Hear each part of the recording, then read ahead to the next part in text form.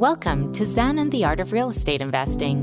What if you could learn from experienced real estate investors, find out what got them to where they are now, get insight into their daily habits, and take these insights to inspire your own growth? Each week, Jonathan Green shares an in-depth look at the mindful approach to real estate investing. Jonathan is a lifelong real estate investor, advisor, and coach, as well as the founder and team leader of Streamlined Properties. Whether you're looking to start from scratch, get to the next level, or just for a straightforward and honest approach to real estate investing, Jonathan seeks to provide a free mentorship program you can take with you anywhere. Now, here's Jonathan. Thanks for showing up for another episode of Zen and the Art of Real Estate Investing. It's about to get dirty in here. We're talking how to get dirt rich being a land geek with the Land Geek, Mark Podolsky. He's been at land for a really long time. You're going to find out why he got into it, how it works, why it works, and how to get dirt rich. Let's go. This is episode 215 of Zen and the Art of Real Estate Investing with my guest, Mark Podolsky, also known as the Land Geek. Mark has completed over 5,000 land deals for his company, Frontier Equity Properties. He's also the author of the book, Dirt Rich, which, if you can really figure it out, it's about land investing. Mark, welcome to the show. Jonathan Green, thanks so much for having me. Appreciate it. Yeah, and you've actually been doing this since 2001, so you're not new to the land business. Why did you first get involved in land? So I was a miserable, micromanaged 45-minute commute to work and back investment banker, specializing in mergers and acquisitions with private equity groups. And this is in 2000. And Jonathan, it got so bad for me that I wouldn't get the Sunday blues anticipating Monday coming around. I'd get the Friday blues anticipating the weekend going by really fast and having to be back at work on Monday. So my firm hires this guy, and he's telling me that as a side hustle, he's flipping raw land. And he's making a 300% return on his investment. He's going to these tax deed auctions and flipping it. Yeah. So I'm from Missouri. I'm from St. Louis, the show me state. I don't believe him. So, because, I'm looking at companies all day long. And, a great company has 15% EBITDA margins or free cash flow. Average company's 10%. I'm looking at companies all day long, less than 10%. Right. So I've got $3,000 saved up for car repairs. I go to New Mexico with him. I do exactly what he tells me to do. I buy 10 half-acre parcels, an average price of $300 each. I flip them online, and they all sell for an average price of $1,200 each. It worked. So I took all that money and went to another auction in Arizona, which is where I live. And again, it's 2000. There's no one in the room. Yeah. And I'm buying up lots and acreage for nothing. And so I sell all that land, and I made over $90,000 cash. So I go to my wife, and she's pregnant. I said, honey, I'm going to quit my job and become a full-time land investor. And she said, absolutely not. So I said, okay. So it took 18 months for the land investing income to exceed the investment banking income. And then I quit. I've been doing it full time ever since and absolutely love it. Now we're over like 6,500 deals and counting. Yeah. I mean, kudos to your wife, though, because you only had two proof of concepts at that point. So it was smart to say, hey, let's get a little bit more runway going. And isn't that what's important about people who are thinking to get into land flipping and to leave their W-2? You really want to get the runway and then some, just to make sure that you've got it down. You obviously made a great return on those two, but I really credit your wife for saying, you know what, why don't you do a little more on the side before we go full time on this? No, it was great advice. And, when you're in that situation, it's just very emotional, and you need somebody who's not as emotional to, be the voice of reason 100%. Yeah. And I also think it can give you almost the raw confidence to go too big too quickly. If you just say, oh, this is it on two deals, then maybe your next one, you're trying to triple or quadruple that instead of going with a nice, slow, steady pace of knocking out those singles, which are, again, smaller returns. The thing that I love about land flipping, everybody who I talk to about land flipping, it's the same. That first deal, if you talk about the net, it doesn't sound per transaction like a lot to make $900. But when you talk about the percentage, 300%, very solid. Yeah, exactly. And I always talk about it as being this river of nickels. And, we can talk about sort of the way that I do it so that we make it cash flow. But I really think it's the antidote to financial insecurity is having that passive income without having to deal with, any renters or rehabs or renovations or rodents. Yeah, I find it's just so crazy that so many people online are always looking to get into wholesaling, but they're not thinking about land investing when the bar to entry to land investing is arguably the lowest in the business, and there's very little risk. I mean, you're buying for almost nothing, so what's your risk of loss? Basically the same amount that you're putting in. Yeah, 100%. And there's nothing to protect. There's nothing maintained. It can't be destroyed, right? Yeah. So it is very simple. Yeah. Why do you think people don't look at land flipping the same way they get obsessed with wholesaling, which I find to be one of the most disingenuous businesses? Not that people can't be good at it, but it's just very difficult to do because you're basically leveraging a relationship based on something that you don't even have yet to trade it off to somebody else. Yeah, I think that, number one, it's very boring.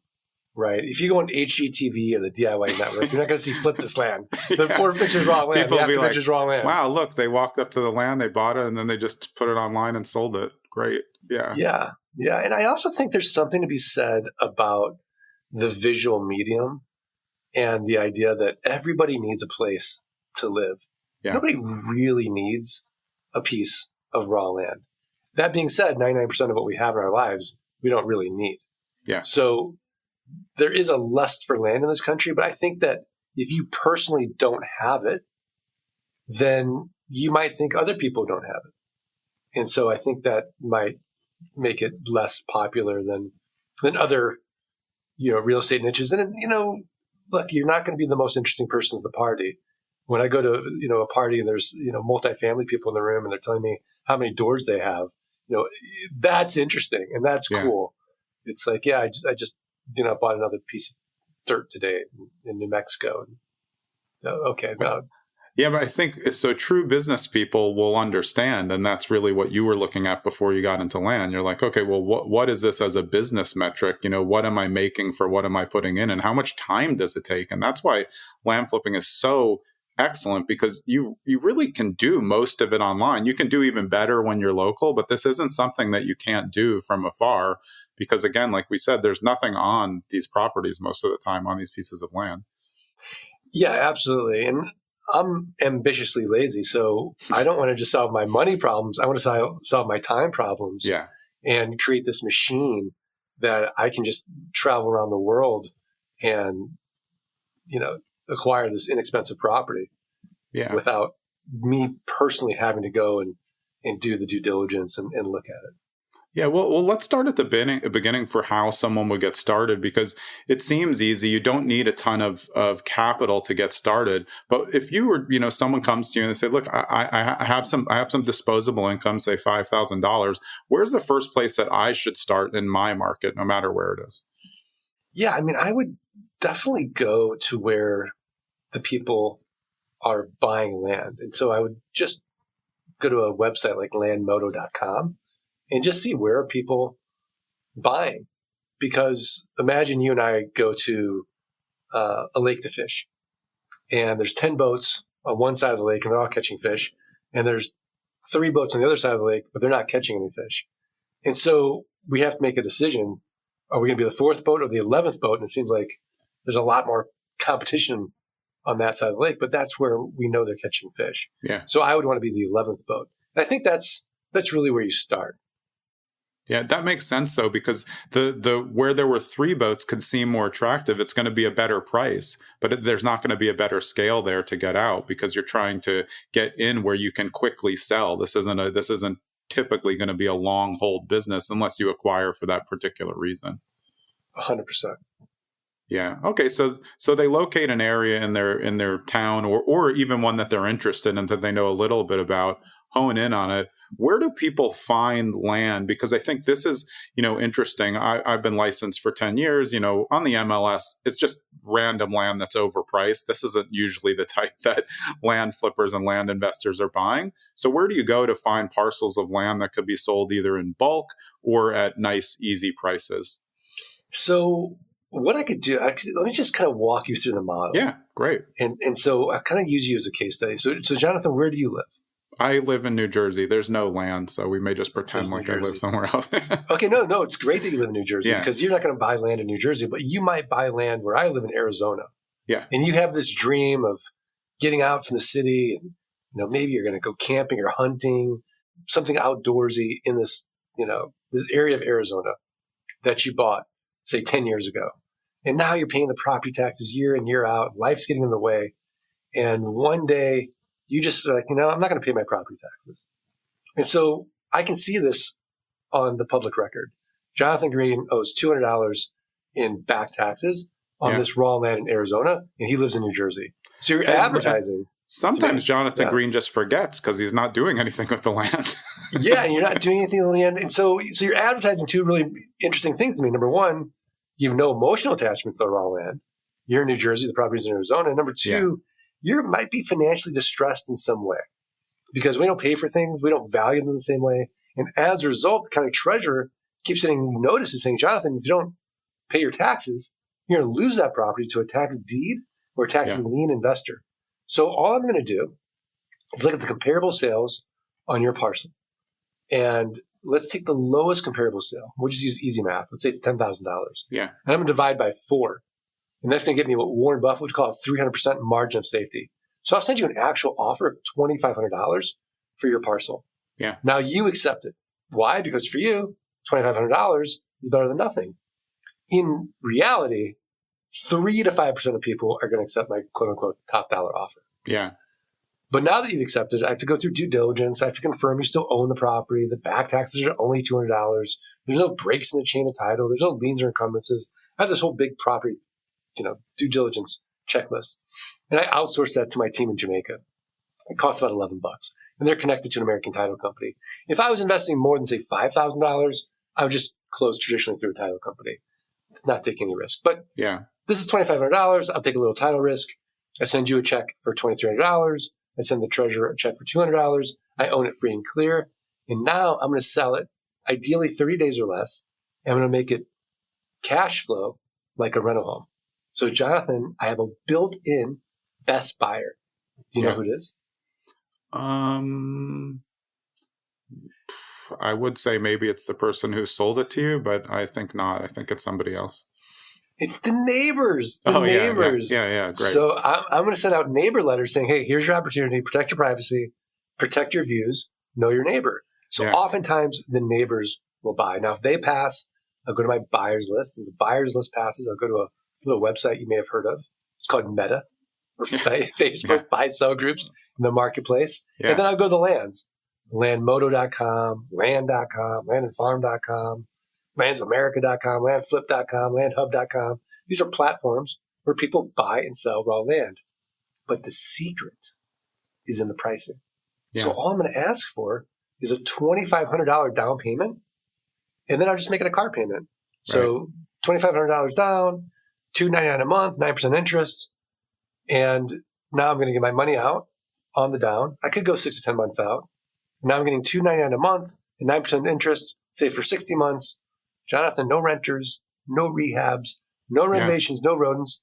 And because I'm not dealing with a tenant, I'm exempt from Dodd-Frank, RESPA, and the SAFE Act, all this onerous real estate legislation. So then it's a simple game. Can we create enough land notes where our passive income exceeds our fixed expenses? And then we're working because we want to, not because we have to. Yeah. And then worst case scenario, which again, they don't pay, foreclosing on vacant land is again, not a problem. There's no tenants. They weren't staying there. So you really don't have the issues that you have with your traditional foreclosure on owned houses. Exactly. And the way that we do it, we use a land contract. So we don't even have to go through the foreclosure process. Right. Yeah. So what happens though then, since you have a land contract, how easy is it to just take back and how long do they have to not pay in general? Yeah, we give them 30 days when they're in default, and they have 30 days to cure. And so after 60 days, we keep the down payments, we keep the monthly payments, and we resell.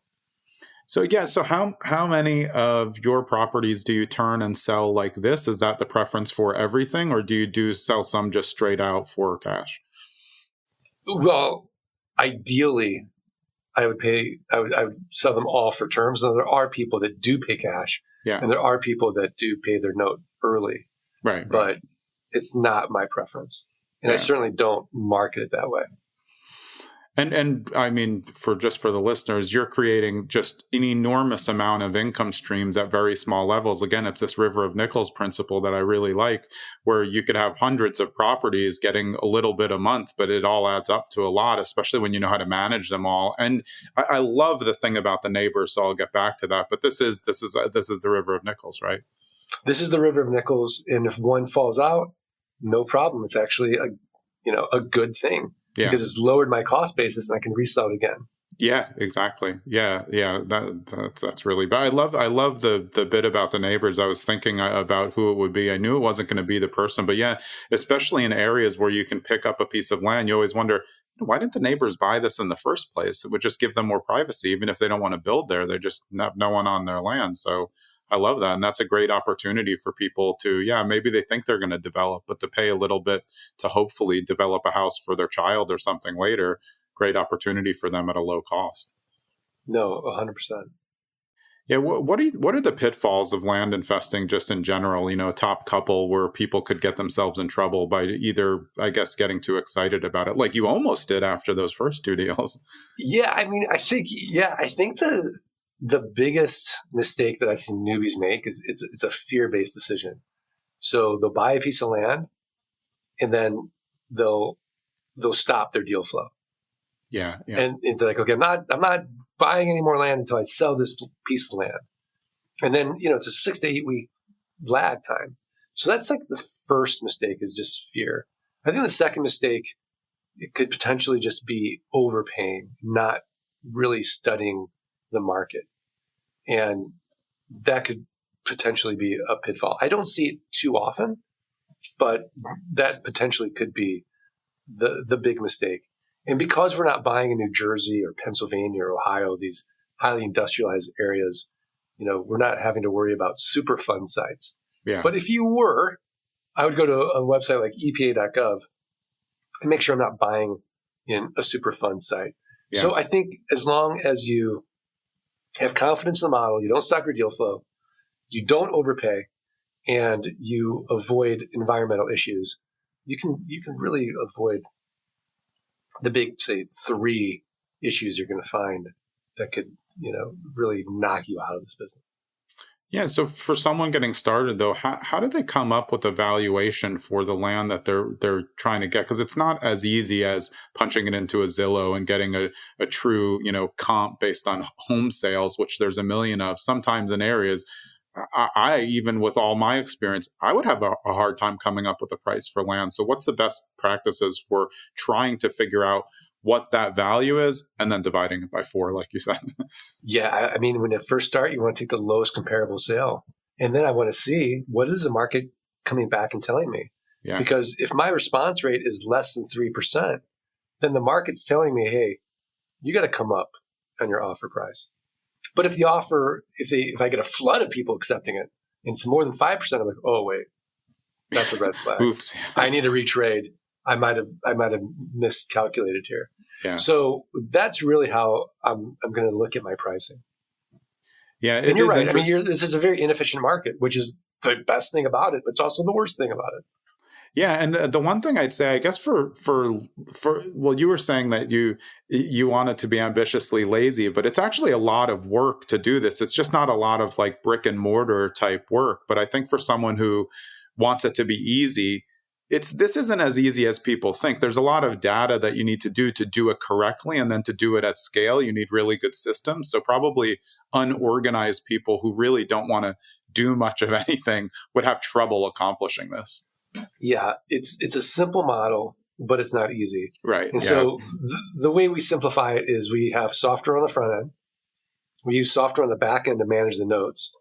That's called geekpay.io. It's a set and forget it payment system. And then we have inexpensive virtual assistants that handle a lot of those little tasks. And so, but if you're right, like if you're the type of person that is going to abdicate and say to a $3 to $5 an hour virtual assistant, hey, run my land business for me, you're going to be in a lot of trouble. Yeah. Hey, it's Jonathan. I hope you're enjoying this episode with the Land Geek, Mark Podolsky. And if you want to get more information about his programs, which there's a 16-week flight school, coaching, and also if you just go to thelandgeek.com, you'll see it, Get Dirt Rich book at the top and Send Me the book at the bottom. That'll give you the original Dirt Rich. And remember, the new Dirt Rich, The Plot Thickens, comes out soon. Let's get back to Mark. The way that I look at it, running a land business, you're almost more running a business than something that's real estate. I see it almost as a business trade completely, just because it's a lot of in and out. You're moving it in, inventory in, then you're moving the inventory out. And there can be very small variances in what you do, but you do it at volume. 100%. It is a business. You have to treat it like that. And so there's all these business skills that you really need to learn to grow and scale a land business. You're absolutely right. Where, you can get out of the ghetto on one multifamily deal. Right. And you can get the benefit of high appreciation or a random sale. It just doesn't happen that much in land. You could get lucky and someone could say an Amazon warehouse is moving and then some developer will want to do it. But that's a, 1 in a million. Well, it's interesting. I have a buddy in a mastermind group. He's another land guy. And his niche is he'll buy, land for $3 million and he'll flip it for $6 million. And he only needs to do one deal a year. Yeah. And he loves my model way more because he's constantly having anxiety about that next deal. Yeah. Where I don't. And so again, I think it's really important that people, solve not just their money problems, but also their time problems with the passive income. Yeah. And also, obviously, having a lot of deal flow, like you were saying, to not just pick up one deal and then stop, that creates that leverage where you don't have to worry as much. Like you were saying, no anxiety. The same as when people figure out, you buy a 2-family, one person moves out, your cash flow is in trouble. You buy an 8-family, your management's harder, but one person moves out, you're fine. You have 7 incomes coming in. Exactly. Yeah. So, who usually comes to you, as a student or someone wanting to learn about land flipping? Because as we were saying before, it's not something that's exciting on social media. You're not going to see the video of someone just walking across the land as much. I would probably find it interesting, but I guess it doesn't have the same kind of unique technological social media powers that others do. So who's showing up and wanting to do this that you see now? Yeah, I think people with a sort of an engineering mind really like this model. Yeah. And those are people I think I track the most. There are entrepreneurial people. There are people who are tired of, renters as well, the house flippers, the wholesalers. They've been burnt out or their market's getting saturated. Like, oh, this market's massive. This is a great playground to play in.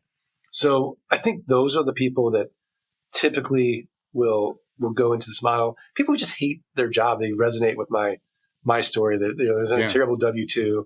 Let's pick on Procter and Gamble, and they're like, this is my way out. So they can do this as a side hustle, and then start building up their passive income, and they see a way out. Yeah, I think that is what is really accessible about it. You can really do it as a side hustle for a while and not affect your job because the things that you get set up into your system are really working for itself, as you get it leveraged up. So it's not overwhelming. It's, you buy an 8-family that you manage yourself, even 2 blocks over, and you have a W-2. Now you have 2 W-2s, right. Except one doesn't pay you at all. Right. Yeah. Yeah, it's interesting. I wonder, and what, just in general, for people who come to you, what's the age range of someone who's interested? Are young people getting interested in this? Because it's a different kind of model right now of what young people are going to look to do based on how college admissions are going and what's out there in housing. So I wonder how that's trending of what you've seen since you started. Yeah, it's really interesting that you would mention that. I just talked to a 14-year-old who is starting his own lab business. There's a 16-year-old that started her own lab business. Yeah. She's not going to go to college, and she's going to do her land business. I've seen college students do it as well. Yeah. So it is trending younger because, to your point, you don't need a lot of capital to get started. And so it's much simpler to start. That being said, I would say the majority of my clients tend to be in their, say, mid 30s, tired to employment, early 50s. like you. Yeah. And they're, they got growing families and they want to spend more time with their family. And they see this as a vehicle. Yeah. So with yours, I always talk about this with everybody I talk to about land. What are you doing to retrade the land? I mean, so in my experience, you can, a lot of times the land that you're buying is not marketed properly. There's no pictures. There's not a survey or anything even generally doing it. And it's a pretty easy retrade if you just clean up the land. Sometimes you don't have to, but cleaning up the land, taking photos, even doing aerials is a pretty low cost to retrade at a 2 to, like you're saying, sometimes like 300x. Right. Yeah, exactly what you said. I mean, the marketing and the pricing makes it irresistible. I would say on the buy side, if I have to renegotiate, somebody wants too high a price, we'll find something in due diligence, or we'll just be honest and just say, hey, the offer was too high.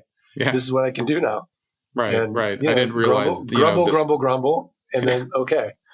Yeah, especially because you sometimes for land, because it's not, like the person who lives on Main Street and gets 30 letters because they've owned their house for 25 years. There's not a billion people mailing random land. There are some, but it's not as prevalent. So they finally have someone on the hook to give them money. Now they're ready to get rid of it. They're counting that 5,000. So if it turns into 4,000, still pretty solid. Exactly. Yeah. Yeah, and I found that's the really interesting thing. The negotiations between acquisition and the seller are much, not, I wouldn't say easier, but much different in land, and generally not emotional. People barely remember they even have the land. It's not emotional. Yeah. 100%. And really what we find is a story.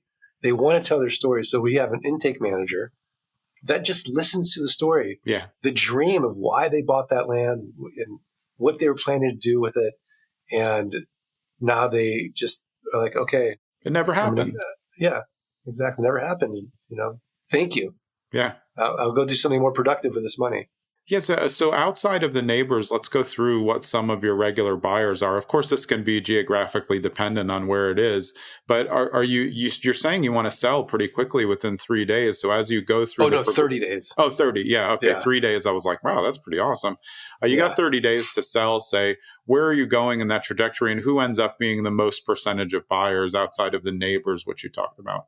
Yeah. So I think the highest percentage is going to be the neighbors. It's going to be also people on your buyers list. They already know, like, and trust you. And they're picking up another property a lot of the time. They're just like, oh, this is property. Smart. Yeah. Yeah. They're already in that mindset of like, oh, they grew up hearing buy land, right?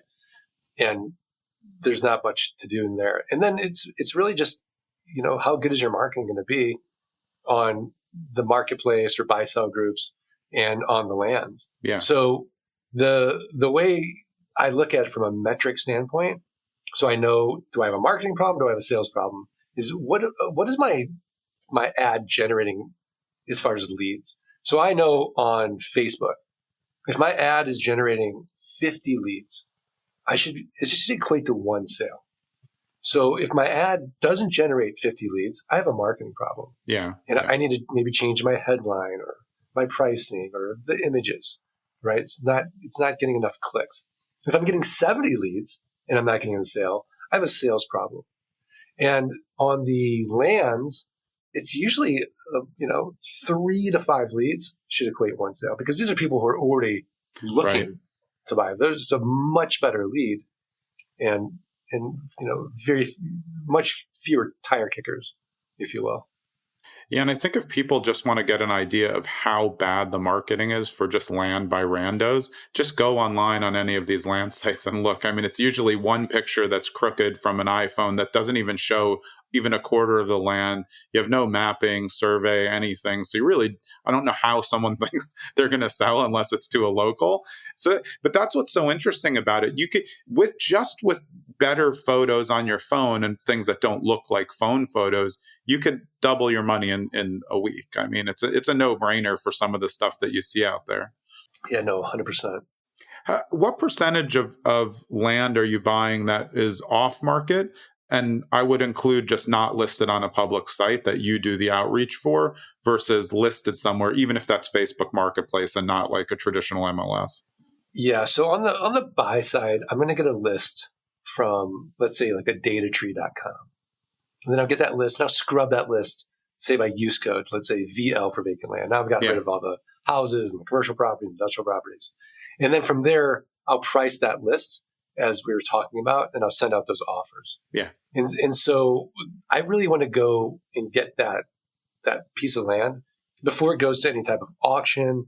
I certainly don't want them going to a realtor. Yeah. And so just adding the percentages on that just one. adding the percentage there. So that's really how I'm going to get the majority of my deal flow. Now, that being said, because I've been doing this for so long, this is for somebody who's more mature in the business. You'll find that as your capital grows, your deal flow will grow. Yeah. And so a tax lien fund who has, they bought, a mistake, right? It's going to be a spreadsheet deal. Yeah. They'll come to us as well. Yeah.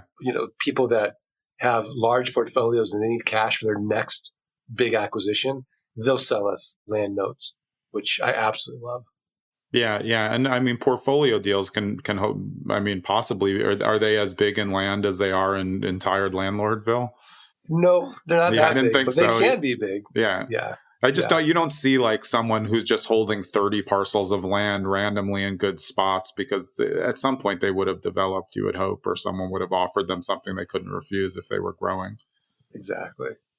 Yeah. So in terms of choosing areas, how would you recommend somebody choose an area? You said before it's, find where there's more fish basically.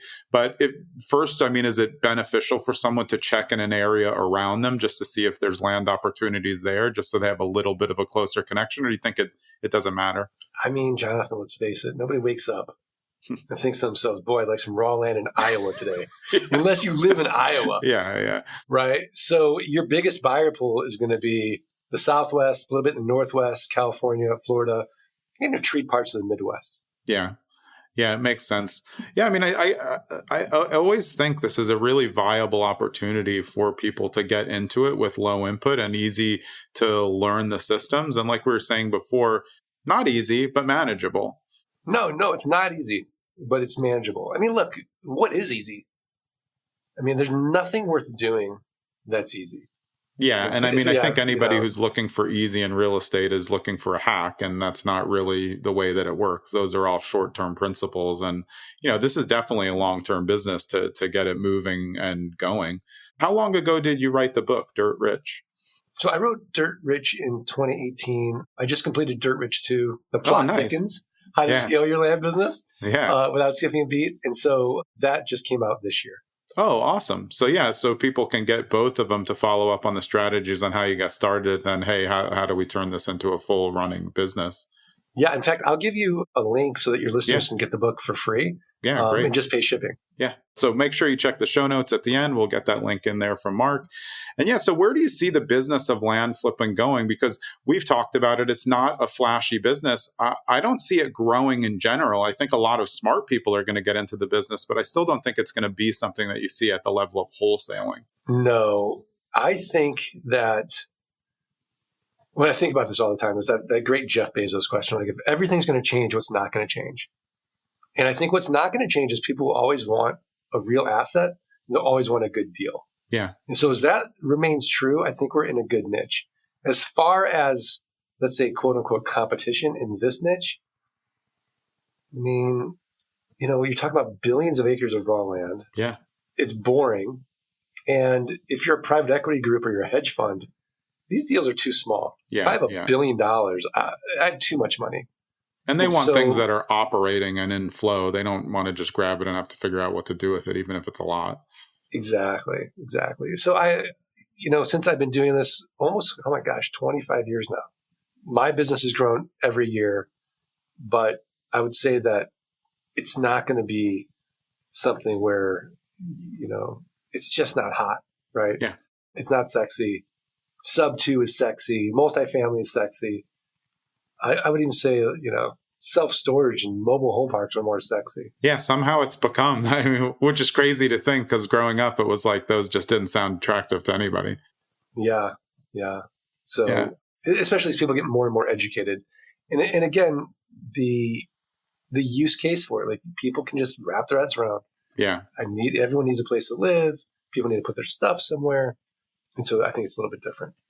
Yeah. So if someone was interested in giving this a try, at least, using things that they can find before they pay for a coach, mentor, or a program, how much money can someone get started with? I don't think it's very much. I mean, there's land to buy for almost nothing. Yeah, you could start with $500. There's all types of free information out there. You could go just on my YouTube channel even and get educated and then see if it even resonates with you. Yeah. And like we said, if you take $500 and you spend it on one piece of land or two pieces of land or even a little bit more, your loss case is almost zero. How are you going to lose? You just spent $500. Like you're going to do that in a month on entertainment. So, yeah, I mean, that's how I actually convinced my wife for me to spend the $3,000 because I would think, okay, what's the worst case scenario here? I'm like, oh wait, I own raw land. No one's going to get annoyed with me because I don't have to do anything physical. It's just this piece of paper. Yeah. I thought, I could barter it. Maybe I'll get free haircuts for life or free dentistry. Yeah. Right. Like there's something I could do with it.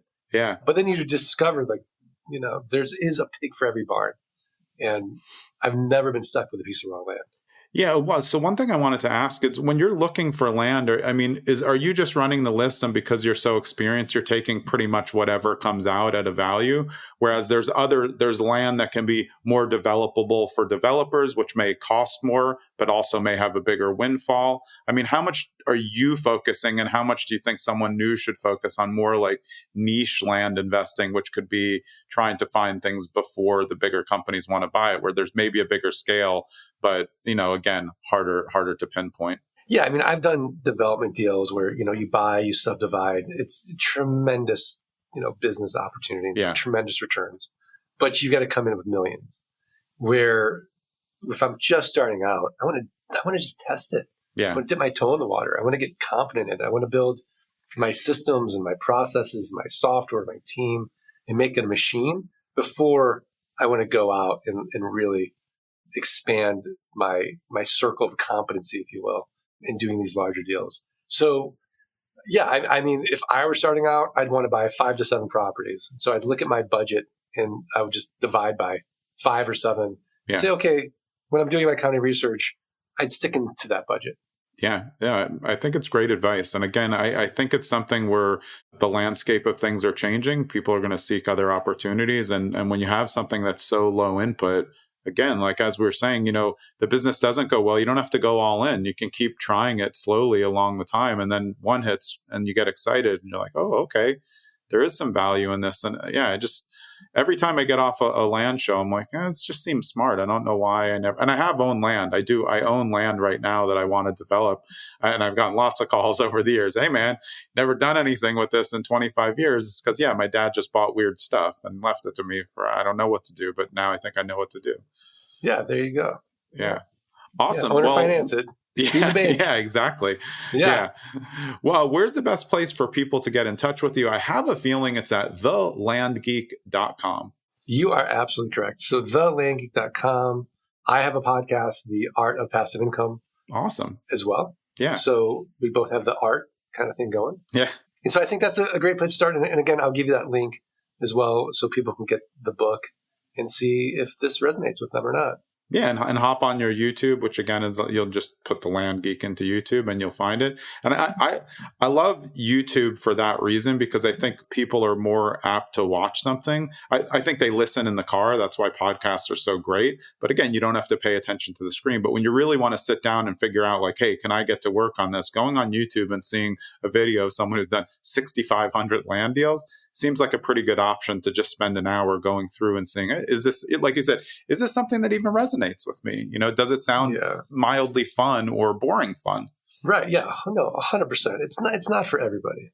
Yeah. But awesome. You don't know until you try it. Yeah. It sounds pretty good to me.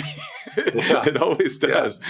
Yeah, man. Well, I really appreciate your time and I hope people take a visit to the Land Geek. And again, remember, we're going to drop a link for Dirt Rich 2 into the show notes so you can follow along on Mark's journey with Dirt Rich from 2018 and then the new Dirt Rich 2. What's the subtitle of the new one? Oh, the plot thickens. Yeah, how to scale your land business without skipping a beat. I like it. All right, Mark, I really appreciate you spending the time. Look forward to staying in touch with you. Thanks, Jonathan. Yeah, that was Mark Podolsky. He is the Land Geek. I'm Jonathan Green. We'll see you next episode. Thanks for sticking around to the end so you can get a preview of who's coming up on the next episode of Zen and the Art of Real Estate Investing. And we're going deep into hospitality with a hospitality expert. My guest is Katie Klein. She's the host of the Sweet Success podcast, but she has a background in global communications for world-renowned hospitality brands like Ritz-Carlton, W Hotels, Luxury Collection, JW Marriott, Le Méridien, St. Regis. Yes, so she's bringing all of that hospitality experience to short-term rentals, and you're going to hear all about it next episode with Katie.